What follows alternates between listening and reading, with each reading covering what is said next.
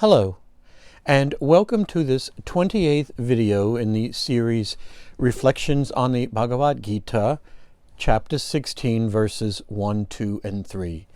Now, not only is this the 28th video, it is the last official video in this series. We're going to be looking at absence of pride.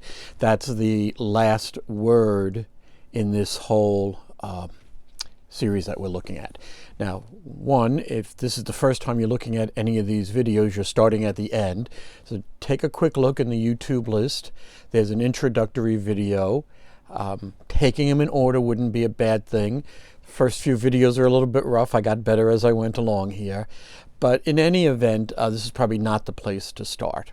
Now, if you've been watching any of these videos, you know that, speaking of start, we always take a break from the constant running, the constant mental activity that we're always engaged in. And as I have mentioned on almost every video, I use an exercise from the School of Practical Philosophy. If you have a teacher or guru, a app on your iPhone that helps you, kind of come to rest, by all means, whatever method that you're familiar with. I happen to be familiar with this one. And it just simply involves being just being aware that you're sitting or standing or lying down, and let everything come to rest, okay? Nothing to do, nowhere to go.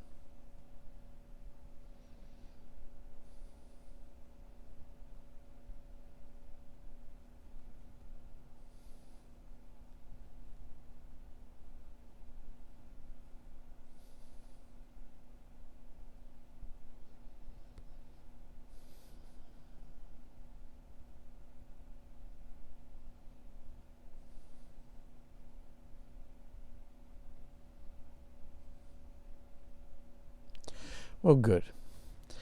And as I've also said before, the 2 or 3 minutes of the kind of short version of coming to rest is barely enough time. I mean, if it was up to me, I'd probably take a good 5 to 10 minutes.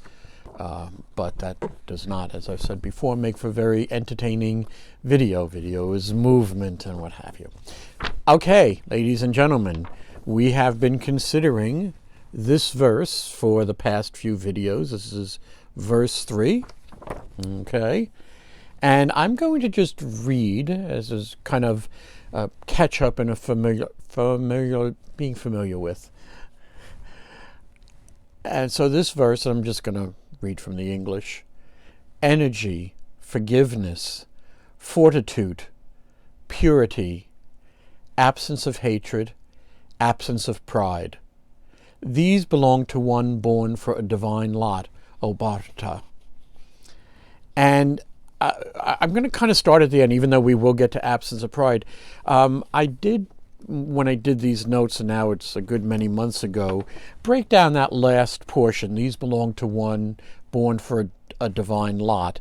And, it basically gets you what the translation is. There's nothing earth-shattering in it. At this point, Krishna comes back, having listed all these qualities, and said, these are the qualities of one who exhibits godly qualities. And we have talked before about, yes, it's called godly, it's called spiritual, but in actuality, anybody exhibiting these qualities is really exhibiting the qualities of a human being. It's especially true if you read the rest of chapter 16, where Krishna then says, but for those who aren't, for those who are not kind of in this state, here's what it looks like. And it looks like American politics and corporate America, where, there's infighting, and it looks like a lot what we're used to, hypocrisy, anger, wrath, deceit, and the like, okay? Fun as they may be for some people, we decided not to go with that. We actually looked at the godly qualities first. And so, having said all of that, we are on absence of pride. Now, I am going to just get some of my papers out of here. I am going to do what I normally do, which is to read the Sanskrit. Yeah, I should have come prepared, I know. Okay. There we go. Okay, so we are looking at the following, and again, this is my cheap video editing. I can just hold these up okay? And there's actually a lot of stuff on this page. Now, the word itself, let me see if I can get this, and it's a not word, remember. It's a na, okay, or an ah, or a not possessing these qualities, okay? So it's nanti manita, okay, given in definition as excessive pride, made up of na, not, and atimanita, great haughtiness, okay? And we're going to just jump right into atimanita, okay? Blah, blah, blah, blah, blah. Yeah, okay? It is a compound word. We haven't really talked about Sanskrit grammar. I'm not that versed even in English grammar, never mind Sanskrit grammar. But it is a compound word, ati, mani, and ta. And what it says, just reading through my notes from back when, ati is often prefixed to nouns and adjectives and rarely to verbs. All right, I'll believe them. Used in the sense, though, of excessive, extraordinary, intense, excessively, exceedingly, much too much, right? You know, when you we were a kid in school and the lunch lady started piling potatoes on the plate and just, then she, Mabel, what about this? And you've got a stack that big, excessive amount. Okay, now so that's ati, and again we've talked about things that turn directions or prefixes that perform action. So that's ati, excessive. Okay, mani. Okay, or manita is the next word. The fancying that one possesses, imaginary possession of, pride, arrogance, the being honored, receiving honor, the secret life of, is it Walter Mitty? Probably not, but somewhere along the line there, I think Ben Stiller recently did an updated version of that, where you are just imagining, that you're being presented to the Queen or given the Nobel Peace Prize or whatever. There's this great fancying of just all of the honors coming your way, okay? And we start to break down the rest of the words here. Mana, opinion, notion, conception, self-conceit, arrogance, pride. And then we've gotten, and this is really where it comes in, okay, a wounded sense of honor, anger, or indignation excited by jealousy, caprice, and sulking. Okay, and finally, as we keep going down, you know the drill with roots and everything else by this point, people. Man as one of the roots, to think, believe, imagine, suppose, conjecture, to think oneself, to be thought, to be, appear as, pass for, to think fit or right, to set heart or mind on. Ooh, there's another goodie. Hope or wish for, honors and respect.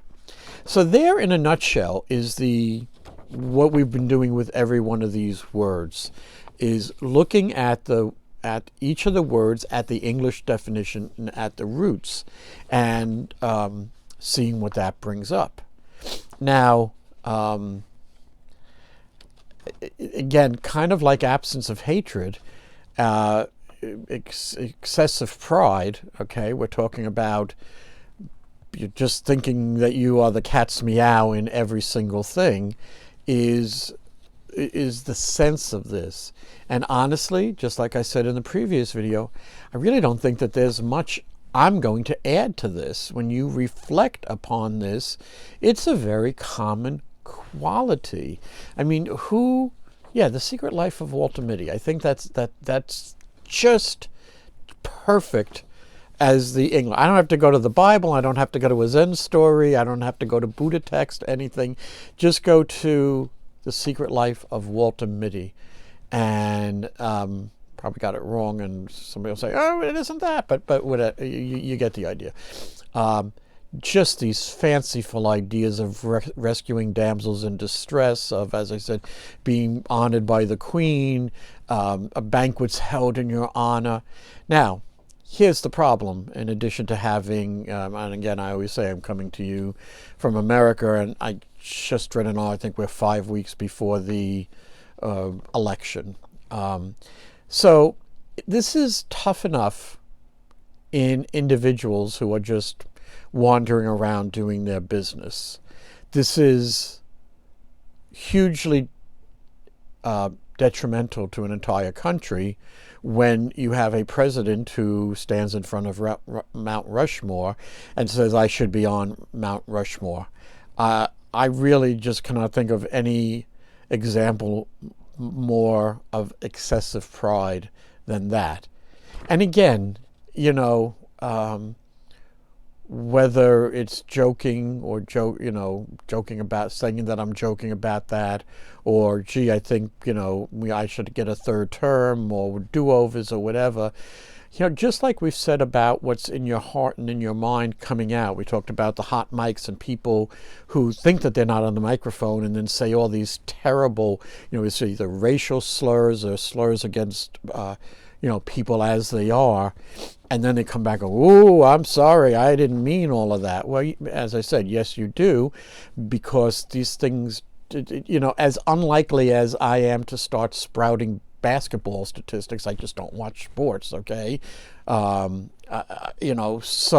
unlikely is it that somebody who is thinking about people in certain ways and terms, it's not accidental that this stuff comes out.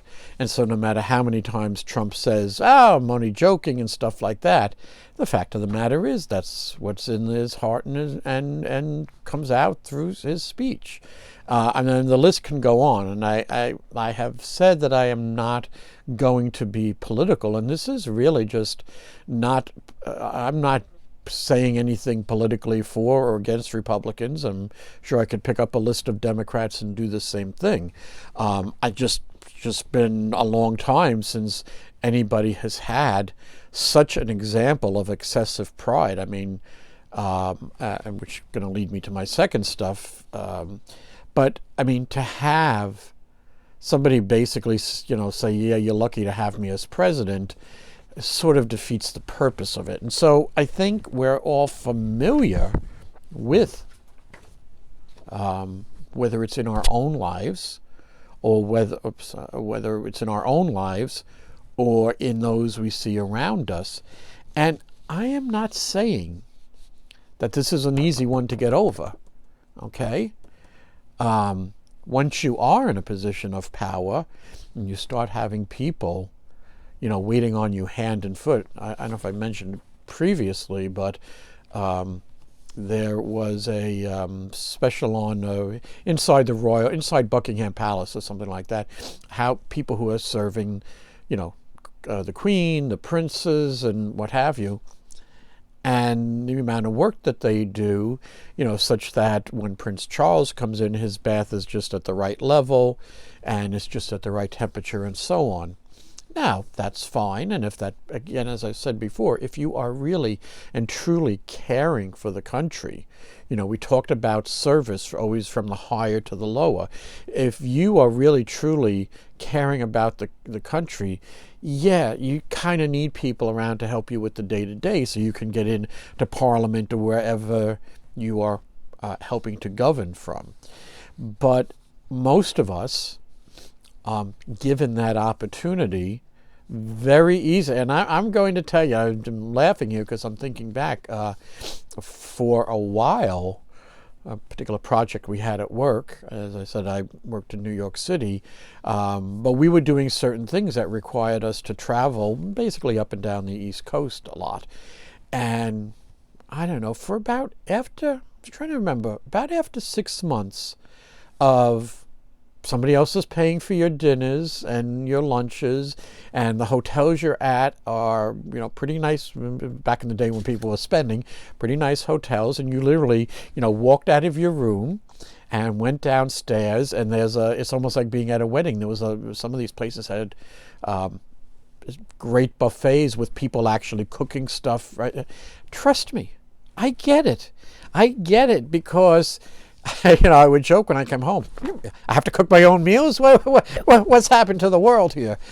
So I get where having people fawn over you, do things. Because don't forget, after you had breakfast and stuff and you went off to work, meeting the people at whatever company you were at, you came back, the beds are made, new towels are there, the mints are on the bed. And that's just an American hotel. If you've got whatever the White House has got, or whatever the perks are that come with being in the Senate or the House, or just being very wealthy, the one that has stuck in my mind for all this time is on Lake Como. We had, for my parents' 50th, we finally got them to Italy. They'd been longing to do that. And of course, you're on the tours and what have you. And then they take you to various places. And up in northern Italy is Lake Como, which is actually on the border of Switzerland also. And you take this boat ride. Now, Lake Como is known for people who have an incredible amount of money, which is what you would need in order to have a house along this lake.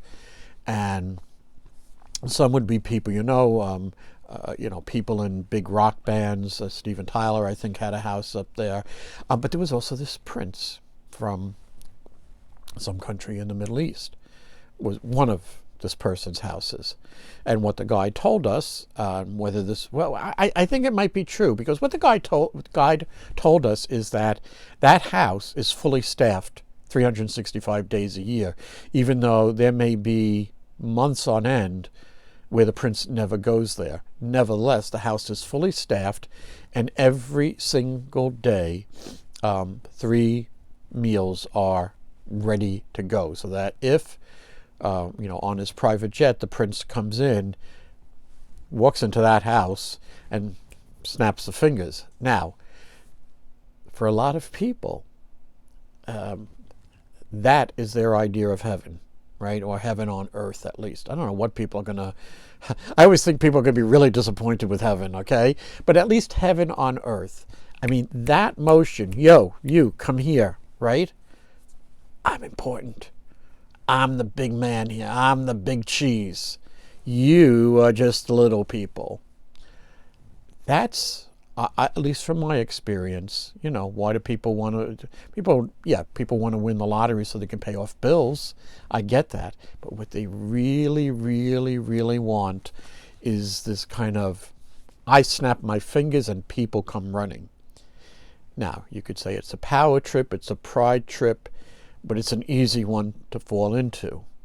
And trust me, and I do speak from experience here, not only from work, but whatever. I remember a place that we went to, Scottsdale, Arizona, fairly well-off town, catering to people. At the time, we could certainly afford to go out there. And I remember pulling up, you got a rental car, pulling up to this place, and people practically running to the car to open the doors for you and get your bags out and stuff like that. You do that for a while, and yeah, you're gonna really think that you're Jesus walking again on the earth.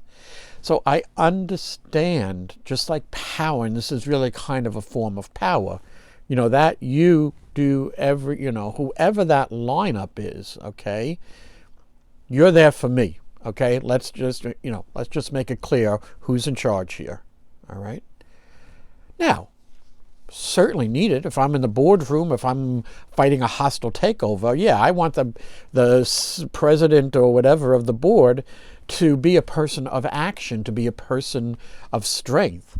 But I may not want them to be, wow, I'm the greatest thing that's happened to America. No, you're not. Okay, number one. And even if you are, and I'm going to pick up some other papers here, you might want to learn a lesson or two in humility from people who have had that position. Again, I'm back to the president. Honestly, I'm not picking on him for any reason except that it's just so obvious, okay? When you have a preening peacock in front of you, you don't go looking at the little brown bird on the side. All your attention is on the preening peacock, and that's what we have. To me, that's just a fact of life. It's not Democrat or Republican. Could easily have had a Democrat come in with the same characteristics. I'm interested in, how does this affect you as a human being? okay? Not whether you're president, senator, House of Representative, Pope, okay? I mean, there's the, should be the ultimate in humility. And that has varied widely over the years too. But whatever the case may be, we are looking for some of those characteristics. Now, the reason I'm holding up this, I went looking this morning, okay? I went looking this morning to say, do we have, okay, and again, let's just leave the comment, let's leave the political stuff aside. Let's go to the presidents, just because here we are right before election. And let's go to somebody who generally gets good reviews, right, is Lincoln. I could also have gone to Washington, but Lincoln I picked first, okay? And I came across the Abraham Lincoln Center for Character Development. Never heard of them before, but here they are. And let me just see if I can hold up that, okay? And what we have here, what are we about? I just want to go to the characters, okay? Because now some people watching these, again, depends on how hidebound, how stone-headed, how hard-hearted you are, how stuck in your mud and in your ways. And, you know, I don't, if it wasn't what I was brought up with and my father and my grandfather were brought up with, it ain't any good, which is unfortunately a slight problem in America right now. But let's say that, you know, he said, well, couldn't you have read something that was Christian by God? Okay, how about I read something that's American by God, okay? And Abraham Lincoln, who our current president loves to compare himself to, which is, that would be too political on my part, okay? But anyway, so the characters, just see if this list sounds familiar, those of you who have been with us here. Humility, perseverance, courage, intellect, vision, responsibility, and leadership. Now, they're not all exact, okay, but humility is what, you know, not haughtiness is what we're right here today doing. Perseverance, we only did fortitude a few videos ago. Courage, fearlessness, okay. Intellect, I have said, I don't know how many times here, none of these things that I'm reading, I don't care how many, I could find 1 million out on the internet. So what? So what? Doesn't mean anything until it's put into action. So I could be the greatest reader of all time, but if I still act, you know, harmful, unempathetic, looking at you like, you know, where are you in this scheme of things? I love that, right? My sister's always after me. I have not seen. Okay. Big mistake. See, okay, what we're going to do, we're going to cut it here for 1 second. Hi again, everybody. Okay, this is not really the part 2. This was, I had to come up with Pretty Woman and Julia Roberts. And I have not seen it. My sister's always after me. In fact, in our family, and I believe in a lot of families, conversations are kind of quotes from movies, and because everyone's trying to go, big mistake, big mistake. And I did catch the one scene where she's not yet all dressed up and goes in, you know, somewhere on Rodeo Drive, and all of the snooty ladies look down on her, and she gets her revenge when she comes back in and says, big mistake. Okay. And now, of course, I got to remember why. Because there is this, unless it's put into practice, there is this real looking down at people. Nobody likes that, okay? If I'm there going, you know, I'm the greatest, okay? You people just, you know, you are so lucky to have me, okay? First thing I think of is, maybe there's somebody else we might be also lucky to have. I don't know. Vision, responsibility. As they say in comedy, the material practically writes itself. What can I say about that? Leadership. So here we are, right? I'm supposedly talking about excessive pride. Really, we're kind of doing a look at all of these qualities, and here in particular, coming across an organization which basically says, yeah, you know, these are good things. And in fact, here's the expanded list. okay, for those who are not happy with the Gita here, okay? Among the character qualities emphasized at the Abraham Lincoln Center for Character Development are honesty, striving for dealing with individuals and situations fairly and with truth. I had never heard of these people before, but it certainly sounds like what we've spoken about right since the beginning, okay? Empathy, showing concern and attempting to understand the feelings of others. We talked about compassion to all beings. Humility, which we are still kind of talking about right in here. Working for the betterment of others and in the interest of others over yourself. This does not mean, people, that you don't, you starve yourself. And I'm not talking Jewish grandmother here, okay? We're talking that you take into account the whole situation. Now, if you are in charge of a country or a kingdom or what have you, what is good for everybody should also include yourself. It's simple. But if you turn it around and only think of yourself first, maybe you'll get something good out of it, but the agita alone from having to just, kind of like, is somebody saying something bad about me? What's happening here? That, not so hot. And then, of course, the people of your country or kingdom do not do as well in that. Perseverance, we just talked about. Courage, intellect, continually learning all one can about the world around us. Vision, responsibility, which they give as willingness to work hard and do one's duty as a citizen. And leadership, I'll have to send this one to the White House, showing an ability to lead others in service with justice and fairness. And I'm just going to leave that where it is right now. So, ladies and gentlemen, let's do our part 1 and part 2 right now. I'm not sure what we're going to do for the other half of this, but let me see what comes out of that. So, as always, for you it's a couple of seconds. For me, let's see where we are with this. Okay? Be back in a little bit.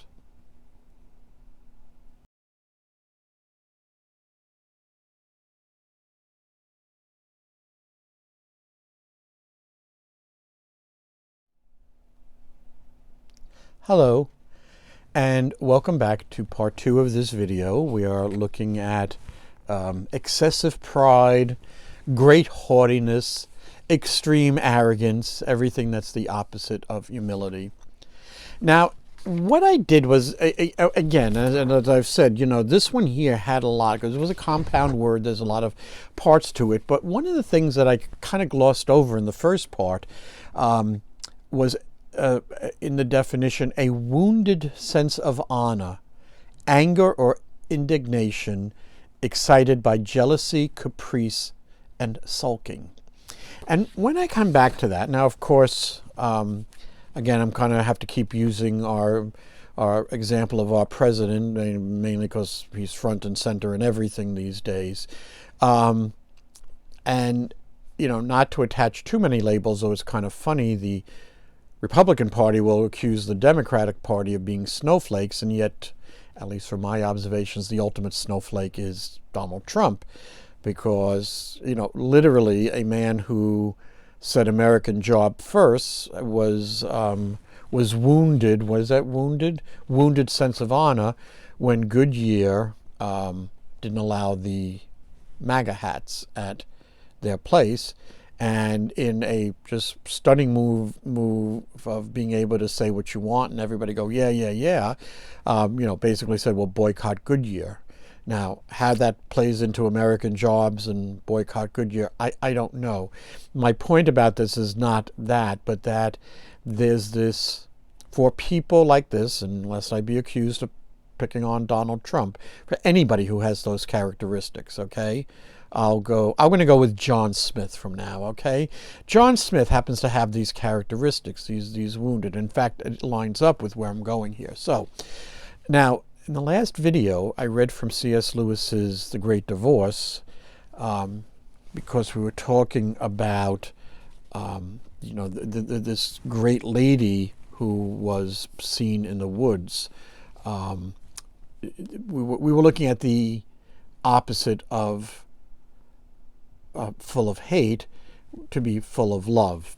Now, I didn't read the rest of it here because, first of all, it's all long and I'm just, not going to be there. But since we are on sulking and being wounded sense of honor here, okay, after the I think her name was Sarah Smith of Gobbler's Green or something like that, a quote nobody on earth but a person filled with love, and she is meeting her husband. Just look at the video before this, or just look up The Great Divorce to get the kind of how this works. So she's going to go meet her husband, who had obviously died before her, and there's a whole bunch of stuff going along. But at this point, she is talking to him, and he's kind of getting wispier and smaller given the circumstances. And in fact, in his case, he is holding this great, I think he calls him tragedian, this great mouthpiece of him, which we all put on a show everywhere we go. We have a different persona for work, for church, for school, for friends, in the household, right? I don't know. I don't even know if I would say that I fully know all the different faces that I put on, because that's what we do as part of being human and who we're. So, if it's somebody we're trying to impress, or if it's unfortunately, if we think we're the big cheese on the place, snap, snap. But whatever the case is, Lewis does it by having in this case, her husband, holding on to a chain which has this, just think the late 1890s and great stage presence and the big mustache and top hat, very theatrical, okay? And the dwarf is her husband because he's getting smaller and smaller. She stooped still lower to speak to the dwarf, which now was a figure no bigger than a kitten, hanging on to the end of the chain with his feet off the ground, because again, he's not letting go of that persona, okay, the great wounded tragedian, okay? That wasn't why I said don't, she answered. I meant stop acting. It's no good. He's killing you. Let go of that chain even now. Acting? Screamed the tragedian. What do you mean? The dwarf was now so small I could not distinguish him from the chain to which he was clinging. And now, for the first time, I could not be certain if the lady was addressing him or the tragedian. Quick, she said. There is still time. Stop it. Stop it at once. Stop what? Using pity, other people's pity in the wrong way. We've all done it a bit on earth, Pity was meant to be a spur that drives you to help misery, but it can be used the wrong way around. It can be used for a kind of blackmailing.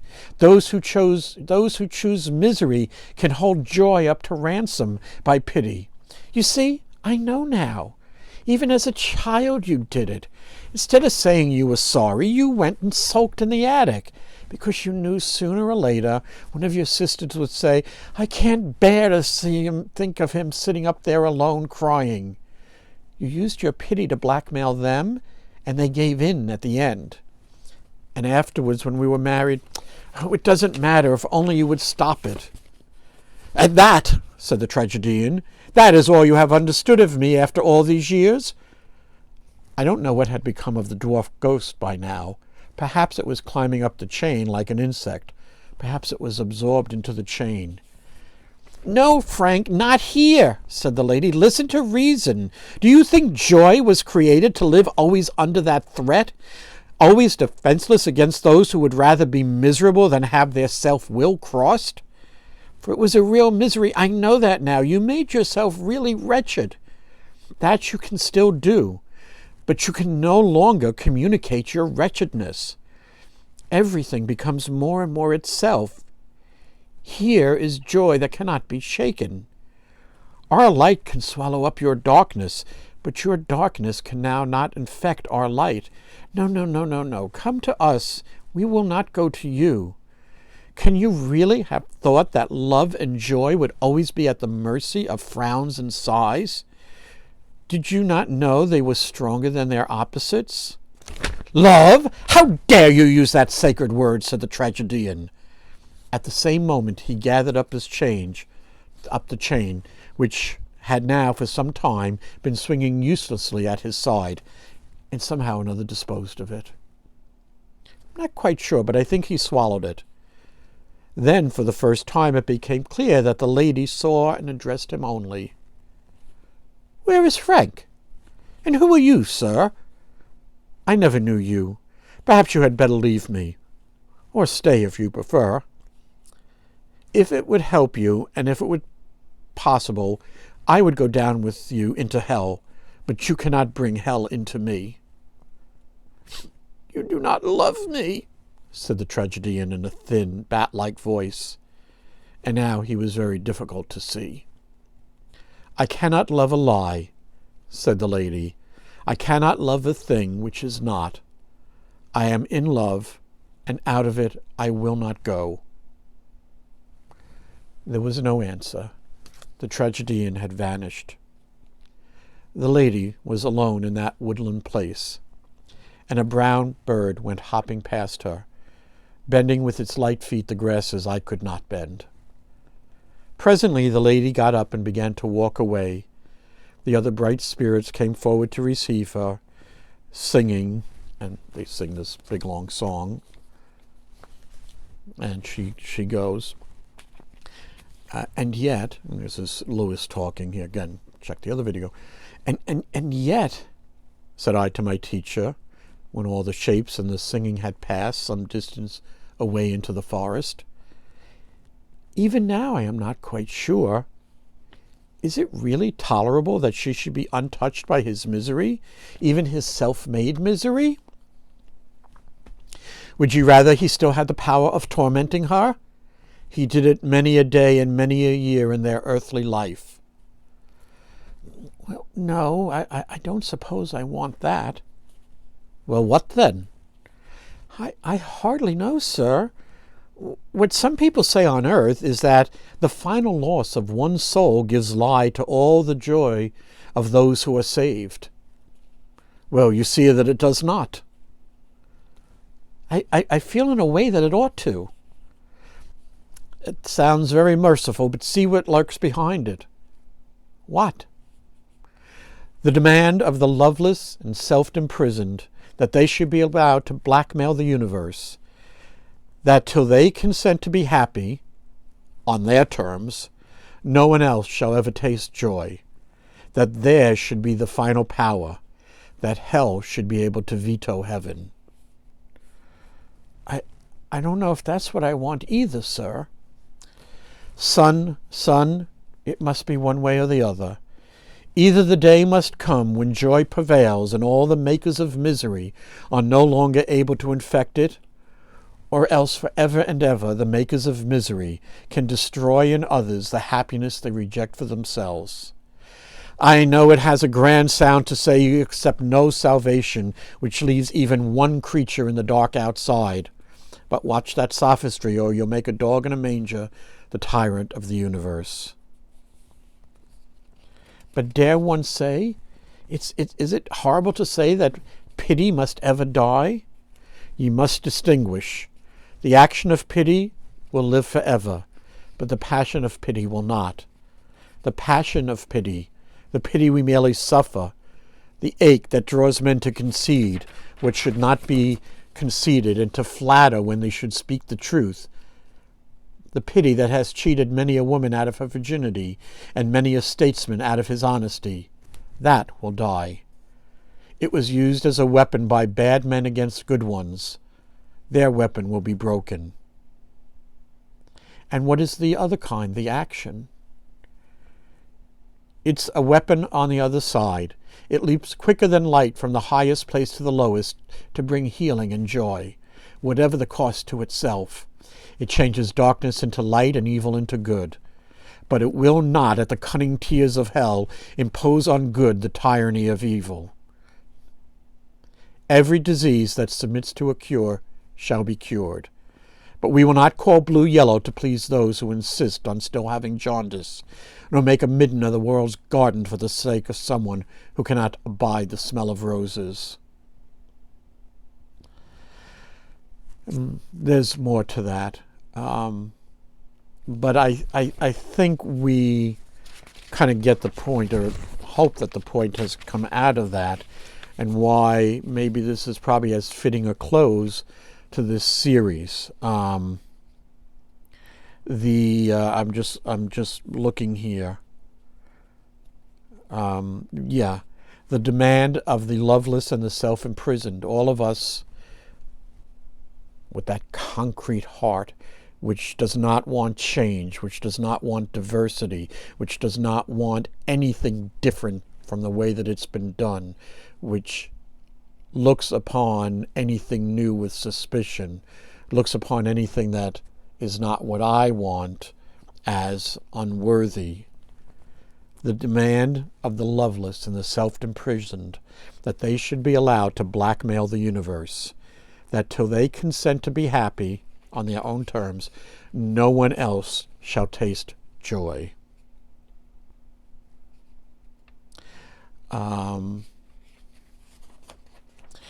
Yeah, ladies and gentlemen.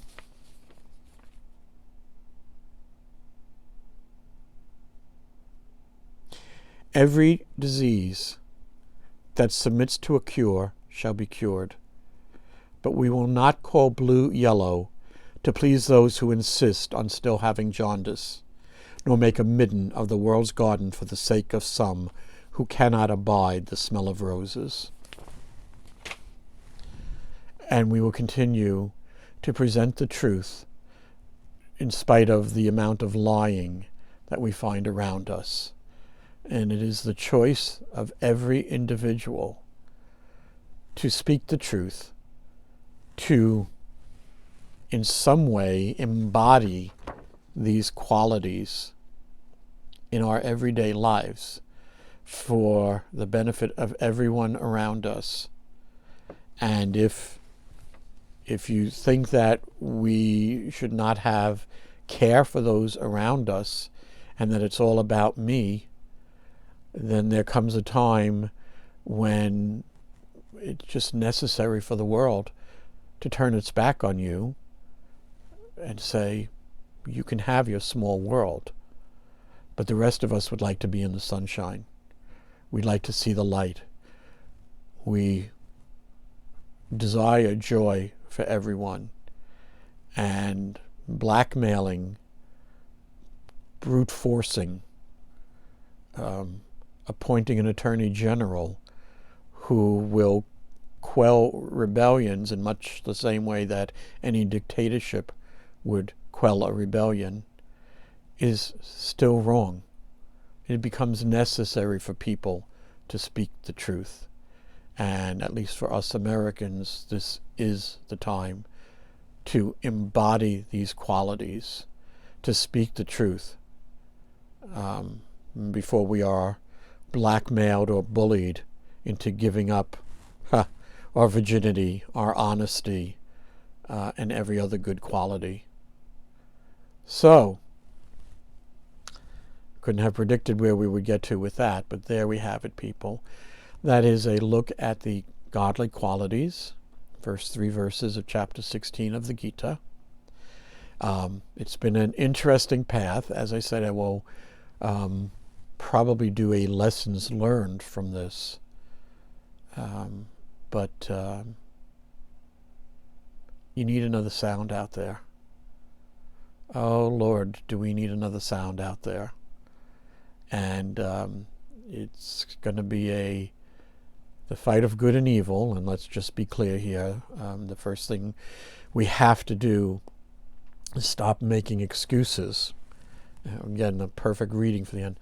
Stop making excuses for evil. Okay? Evil, pure, and simple. And do not pity those who go sulking, because as soon as they're pitied, they're back in. It's like, oh, we got away with that one. What can we do next? That is not the qualities of a human. Okay? And as I said, we will take up, I've just kind of started the paperwork and notes for chapter 2, verses 62 and 63, which I think I'm going to call the ruin of a human, where you start off with what we've read here and end up in a state where you are unrecognizable as a human despite having a human body. Yeah, it's a bit of a downer to end on, but if conditions were different, maybe we wouldn't have gotten to this. On the other hand, there is no need to give in to despair either. The power is there. I called it grace, and for all you, I'll address the Christians out here, okay? So for all you Christians out there, if those in power right now can use that power to their advantage, if you have any of these qualities, if you are in fact committed to truth, to compassion to all beings, to love of everybody, guess what? Power's open to you too. You can use it just as much as anybody else. I don't want to say the other side. We're in this together, yes, but certain actions are more harmful to humanity than others. So, says he, okay, end of this one. As I say, if there is somebody else who could do this series, or even pick up the one from the Lincolns. I mean, you don't have to go all the way to the Eastern and the Gita. Here you have something right here in America. What were there, about 8 or 9 qualities there? Okay, how about that as a challenge to anybody watching this? Put that series together. I'd love to hear what anybody else would do with these qualities and what they would have to say about them. Okay? And remember, take a breath, take a breath, take a breath, right? That's why we watch the cat videos after here, all the cute kitten stuff. It's kind of like the pause at the beginning. It helps clean out this stuff because we really got into some things here today, okay? So check out the cat videos. Do what you know is right. Do what you know is right. Because if you're lying to yourself, you're lying to everybody else. So be truthful, be honest, be compassionate, be caring to yourself, and you'll be able to do that for the benefit of all. Until next time.